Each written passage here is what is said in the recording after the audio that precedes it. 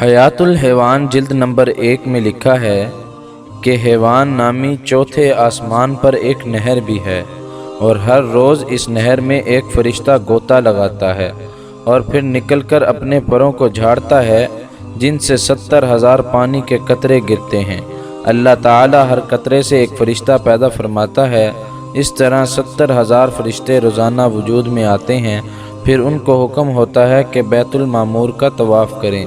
چنانچہ جب وہ ایک مرتبہ طواف کر لیتے ہیں تو پھر دوبارہ ان کی باری نہیں آتی۔ پھر ان کا کام صرف یہ ہوتا ہے کہ آسمان اور زمین کے درمیان ٹھہر کر قیامت تک اللہ تعالیٰ کی تسبیح کرتے رہیں۔ اس طرح کی مزید اچھی ویڈیوز کے لیے ہمارے چینل دا میسنجر آف اللہ کو سبسکرائب کریں اور ثواب کی نیت سے زیادہ شیئر کریں۔ جزاک اللہ۔